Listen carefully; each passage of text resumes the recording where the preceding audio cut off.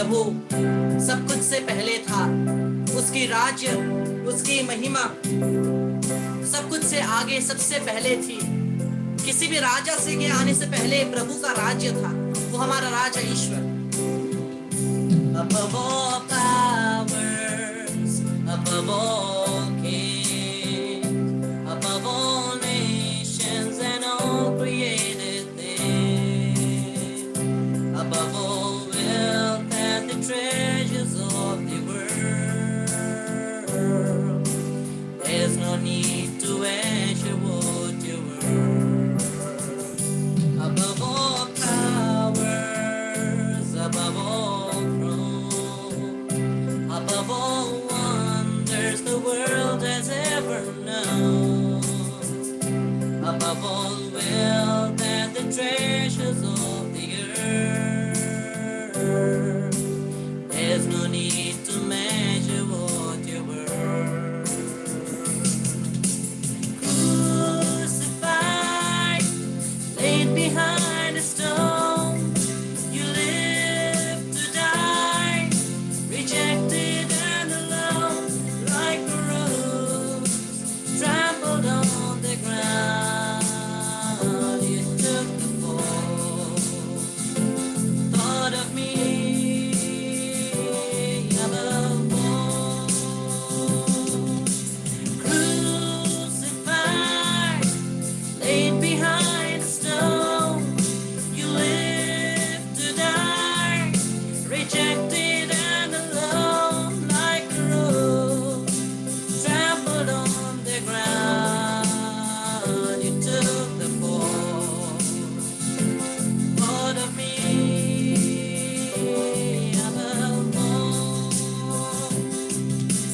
Crucified, कब्र में गया, जान दिया, निंदित त्यागा हुआ, फूल समा कुचला गया, ये सब सहा मेरे लिए प्यार से। Crucified, कब्र में गया, जान देने, निंदित त्यागा हुआ, फूल समा कुचला गया, ये सब सहा मेरे लिए प्यार से।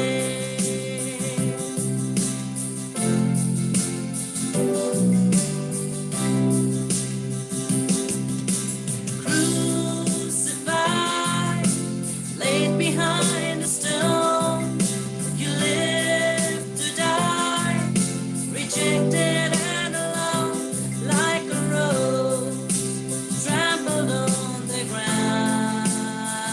You took the fall, thought of me above all. Crucified, laid behind a stone, you live to die, rejected and alone, like a rose trampled on the ground. You took the fall, thought of me above all.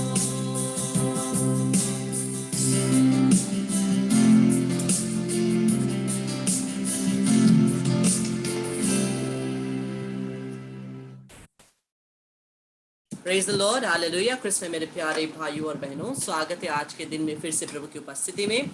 आइए हम लोग नोवीना विनती के साथ शुरू करते हैं।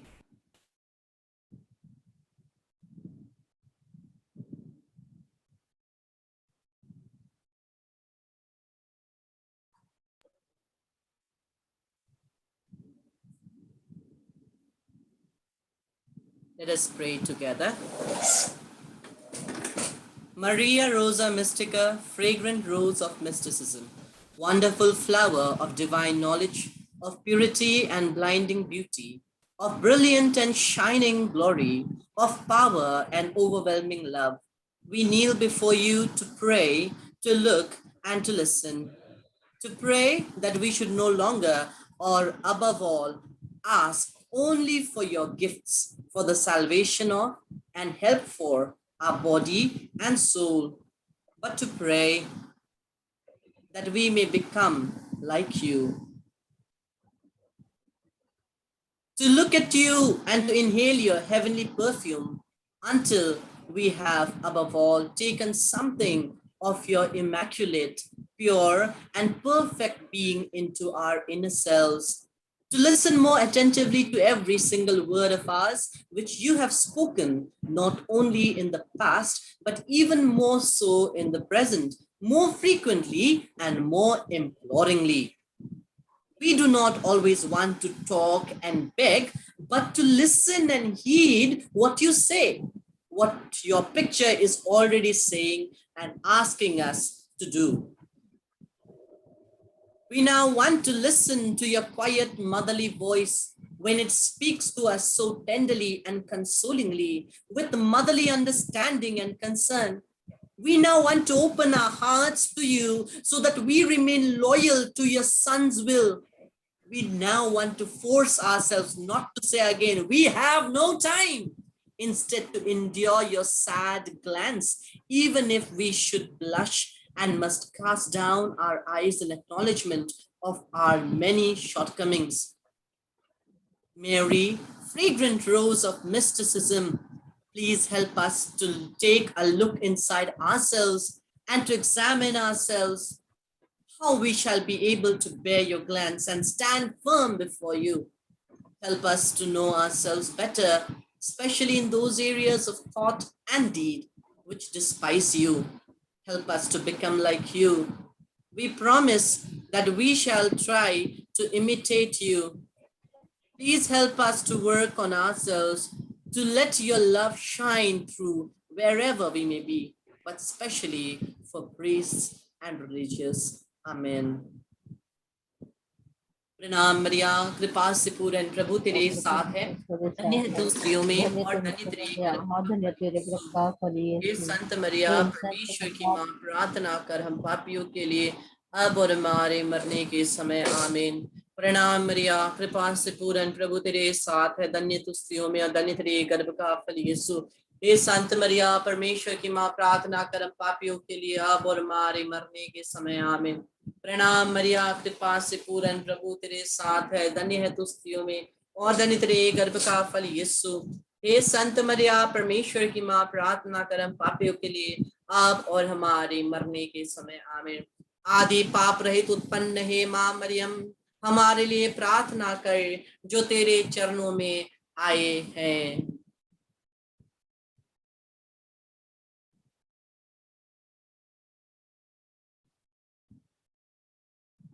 तीसरा दिन हम लोग आज मनन चिंतन करते हैं। क्या माता मरियम बोलती है, क्या मैंने अपने आप को मेरे दिव्य पुत्र और मानव जाति, विशेषकर परमेश्वर में पूर्ण समर्पित आत्माओं के बीच में एक मध्यस्थता के रूप में रखा है। लगातार पाप के कारण वह थक चुके हैं और वह अपनी न्याय दिखाना चाहते हैं। जैसे पियरीना सबके ओर से माता मरियम से धन्यवाद ज्ञापन कर रही थी, तभी माता मरियम ने अपनी बातों को इन शब्दों से अंत किया, प्यार से जियो। तो प्रभु का वचन, माता मरियम हम देखते हैं वो बोलती है कि I have placed myself as a mediator fix between God and man, specially those consecrated to God, कि मैंने एक मध्यस्थता के रूप में इंसान और परमेश्वर के बीच में अपने आप को खड़ा किया है। क्यों? क्योंकि परमेश्वर अब थक चुके हैं। मनुष्य के पापों को देखकर, बार बार गिर रहे हुए पाप को देखकर प्रभु थक चुके हैं और अभी न्याय दिखाना चाहते हैं। लेकिन मैं एक माता होने के कारण मैं अपने बच्चों को तबाह होते नहीं देखना चाहती हूँ, इसलिए मैं खड़ी होती हूँ मनुष्य और परमेश्वर के बीच में।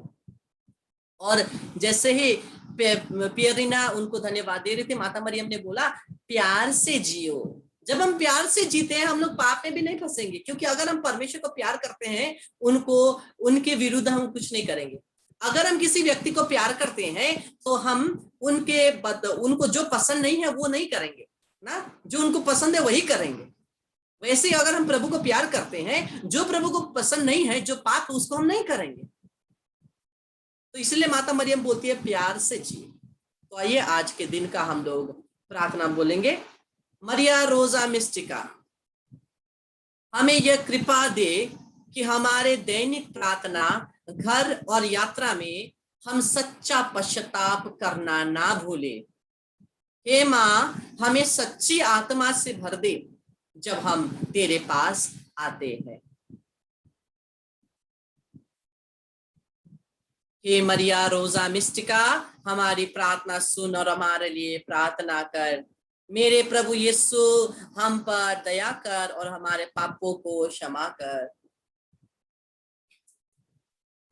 हम अंतिम प्रार्थना करें। हे प्रभु यीशु, तूने हमारे लिए अपनी माता को एक अति पवित्र जीवन का उदाहरण और विशेषकर पुरोहितों और धर्म समाजों के लिए एक संरक्षिका के रूप में भेजा है।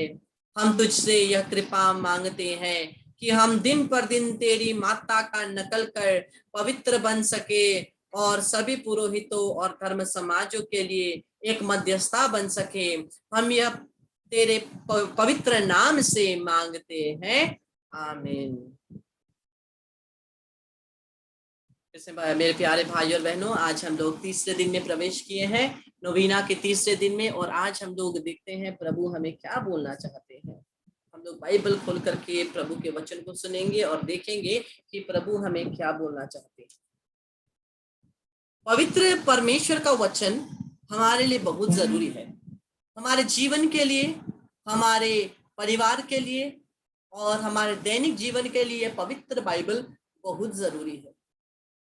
लेकिन बहुत बार क्या होता है, हम लोग सोचते हैं ये बाइबल में जो जो कुछ कुछ लिखा गया है वो मेरे लिए है, और जो जो हमें कठिन लगता है हम बोलते हैं वो मेरे लिए नहीं है। जो हमें सरल लगता है, जो हमें आसान लगता है, हम बोलते हैं वो मेरे लिए है, मैं उसका पालन करूंगा, ठीक है मैं कर दूंगा। लेकिन जैसे ही हमको कुछ कठोर लगेगा, हम बोलेंगे अरे ये वचन तो मेरे लिए नहीं है जी, ये किसी और को दिखाना, मेरे लिए नहीं है। क्या परमेश्वर का वचन कुछ गिना चुना ही हमारे लिए है? नहीं, फर्स्ट पेज से लेकर के लास्ट पेज तक एक एक शब्द, एक एक अंक हमारे लिए है, हमारे लिए है। कभी कभी हम लोग बोलते हैं मैं तो बहुत धर्मी जीवन जी रहा हूं, जो भयानक भयानक प्रभु के वचन है वो मेरे लिए नहीं है, क्योंकि मैं तो पवित्र जीवन जीता हूं ना, मैं तो रोज प्रार्थना करता हूं ना, मैं तो रोज चर्च जाता हूं ना। लेकिन वो काफी है? प्रार्थना करना, चर्च जाना वो आपके पवित्रता को नहीं दिखाता। कोई भी चर्च जा सकता है, कोई भी प्रार्थना में बैठ सकता है, लेकिन अंदर से पवित्रता का जीवन क्या हम जी रहे हैं? अंदर से पवित्रता का जीवन का मतलब हम लोग बहुत अच्छे हैं कब? जब कोई हमें देख रहा है, और जैसे किसी का पीठ मुड़ जाता है हम लोग क्या हो जाते हैं, हमारा व्यवहार क्या हो जाता है, हमारी सोच क्या होती है। जब हम अकेले होते हैं हमारे दिमाग में क्या सोच आती है? क्या वो आत्मा की प्रेरणा में आती है? अगर हम पवित्र है आत्मा में प्रेरणा करेगा, लेकिन अगर हम पवित्र नहीं है, पाप में है, तो शैतान अशुद्ध बात दिमाग में डालेगा। और ये है बात, हम सोचते हैं मैं तो बहुत पवित्र हूं रे, वो जो प्रभु ने भयानक भयानक बातें लिखे हैं ना वो तो मेरे लिए नहीं है जी। एक एक शब्द हमारे लिए है। और हम प्रभु का वचन पढ़ते हैं, रोमियो के नाम का पत्र अध्याय 3 पद संख्या 23, रोमन्स 3:23, रोमियो के नाम का पत्र अध्याय 3 पद संख्या 23वां पद हम लोग खोल करके पढ़े। प्रभु क्या बोलते हैं? प्रभु का वचन बोलता है क्योंकि सबने पाप किया और सब ईश्वर की महिमा से वंचित किए गए। प्रभु का वचन बोलता है कि क्योंकि सबने पाप किया, सबने पाप किया और सब ईश्वर की महिमा से वंचित किए गए हैं। कोई भी परफेक्ट नहीं है। प्रभु का वचन बोलता है अगर हम कहते हैं हमने पाप नहीं किया है, वो भी पाप है, क्योंकि हम इंसान हैं। मनुष्य की प्रवृत्ति ही कमजोरी है और परमेश्वर हमारी सामर्थ्य बन के आता है। अगर हम कमजोर नहीं है, अगर हम एकदम पवित्र है, अगर हम कहते हैं हम पाप नहीं करते, इसका मतलब है हमें कोई कमजोरी नहीं है। अगर हम कहते हैं मैं पापी नहीं हूं, तो इसका मतलब हम कह रहे हैं कि मेरी कोई कमजोरी नहीं है। इसका मतलब हमें पवित्र आत्मा की भी जरूरत नहीं है, क्योंकि बाइबल क्या बोलती है? हमारी कमजोरियों में पवित्र आत्मा हमारी शक्ति बनते हैं। Hallelujah, hallelujah. तो बाइबल का हर एक शब्द, हर एक वचन हमारे लिए है। हर एक शब्द, हर एक वचन के द्वारा प्रभु हमारे साथ बात करते हैं। मैं आपके साथ कुछ कैटेकिज्म ऑफ द कैथोलिक चर्च के बारे में, हमारा कैटेकिज्म जो है उसके बारे में मैं बोलूंगा।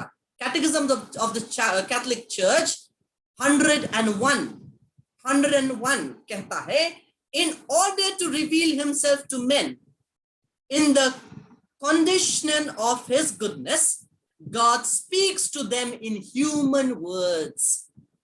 Indeed, the words of God expressed in the words of men are in every way like human language, just as the word of the eternal Father, when he took on himself the flesh of human weakness, became like men.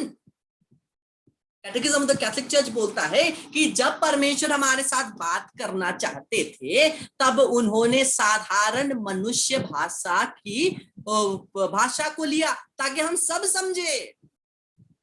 पवित्र वचन कुछ ऐसा नहीं है कि हमें समझ में नहीं आएगी, इतना बड़ा भारी नहीं। प्रभु कोई अन्य दूसरे भाषा में नहीं बोल रहे हैं, प्रभु मनुष्य भाषा में बोल रहे हैं, क्योंकि प्रभु आप और मेरे साथ एक रिश्ता बनाकर आप और मेरे साथ बात करना चाहते हैं। और कैटेकिज्म बोलता है कि जिस प्रकार से परमेश्वर ने इंसानी शरीर धारण किया, उसी प्रकार से इंसानी भाषा के द्वारा वो हमारे साथ बात करता है।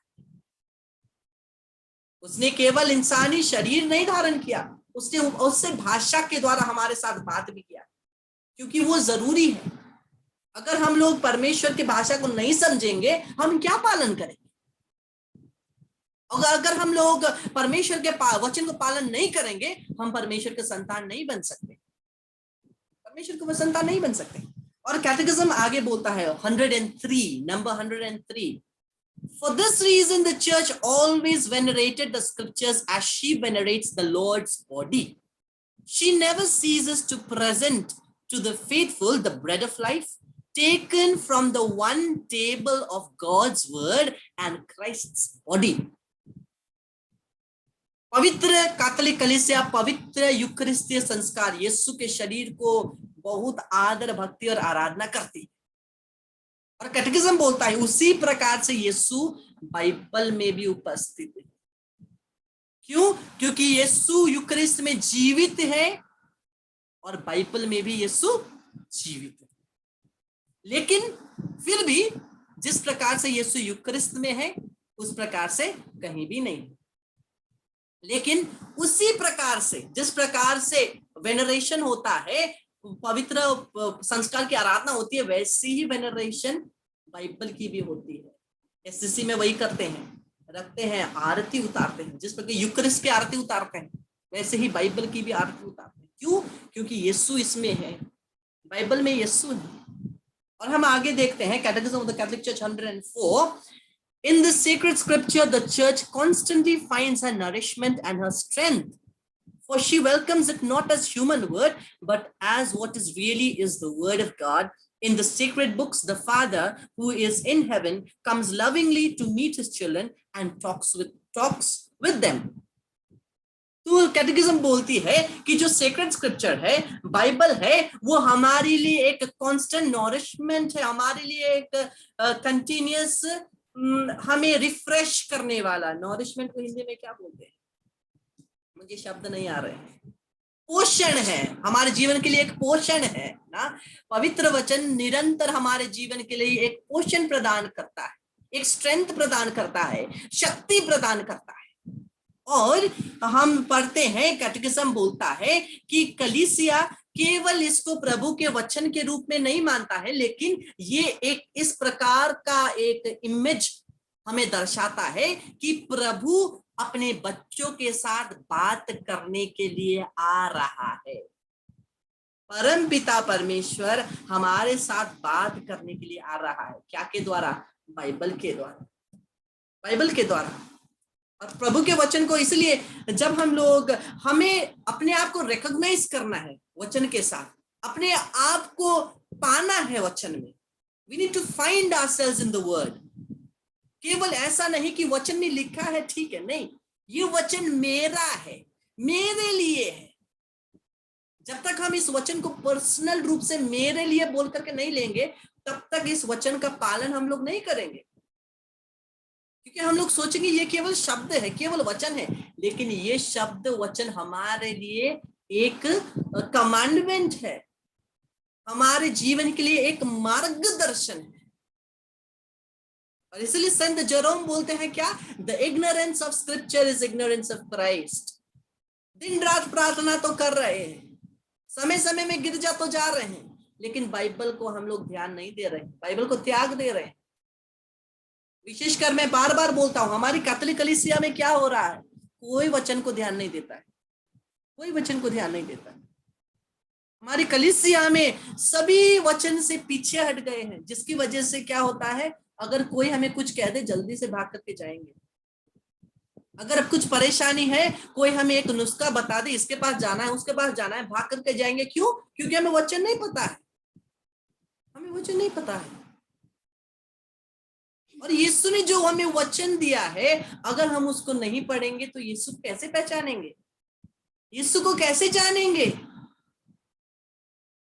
हम लोग क्या प्रतिदिन बाइबल को पढ़ रहे हैं? प्रतिदिन क्या हम वचन के साथ समय बिता रहे हैं? अगर हम समय बिता रहे हैं तो हमें अपने आप से पूछना है, अगर हम रोज बाइबल को पढ़ रहे हैं, बहुत अच्छा है, लेकिन क्या वो बाइबल की वचन मुझे बदल रहा है? क्या वो मुझे बदल रहा है? क्योंकि बाइबल को हमें बदलना है। पढ़ने के लिए तो हम कोई भी बुक पढ़ लेंगे ना, कोई भी किताब ला करके पढ़ लेंगे, लेकिन अगर हम प्रभु के वचन को पढ़ रहे हैं, प्रभु के वचन को हमें बदलना भी, हमारे जीवन को, हमारी कमजोरियों में हमारी ताकत बननी, हमारी दुख में हमें सांत्वना बनना है, हमारे कमजोरियों में हमें हमारी शक्ति बननी है। हम लोग चंगाई के लिए इधर उधर भाग रहे हैं, लेकिन पूरा दवाई का दुकान तो हमारे ही पास, सारा मेडिकल शॉप तो हमारे पास है, लेकिन हमें पता नहीं दवाई कौन सा लेना है। हम बीमार पड़ते हैं और तो हमें चंगाई की जरूरत है। ये है हमारा मेडिकल शॉप। बाइबल हाथ में उठा के दिखाइए तो मुझे, बाइबल हाथ में उठा करके दिखाइए और बोलिए, ये मेरा दवाई खाना है, ये मेरा दवाई खाना है। वचन के द्वारा प्रभु मेरे साथ बात करता है, वचन के द्वारा प्रभु मुझे चंगा करता है, नया जीवन देता है। Hallelujah, hallelujah, hallelujah. ये वचन है, और ये क्या है? ये हमें जीवन देता है, ये हमारा मेडिकल शॉप है, ये दवाई खाना है। और ऐसा नहीं है कि, क्योंकि बहुत जन ऐसे हैं कि सोचते हैं केवल प्रार्थना करें, ठीक है, चंगाई पाएंगे, वो अच्छा है, वो अच्छा है, चंगाई पाएंगे प्रार्थना के द्वारा। लेकिन प्रभु ने हमें एक और उपहार भी दिया है ना, क्या? मेडिसिन ना। हम लोग वो नहीं लेते हैं। बहुत सारे लोगों से मुझे ये पता चला है, ठीक है, प्रार्थना करते हैं, लेकिन आपको दवाई भी तो लेना है, दवाई भी तो लेना है। यही 3 फॉर्मूला है ठीक होने के लिए: प्रेयर, केयर एंड मेडिसिन। जब हम दवाई खाते हैं, हम प्रभु से हम भरोसा नहीं तोड़ रहे हैं, प्रभु से हम भरोसा नहीं तोड़ रहे हैं। दवाई भी हमें परमेश्वर ने ही दिया है।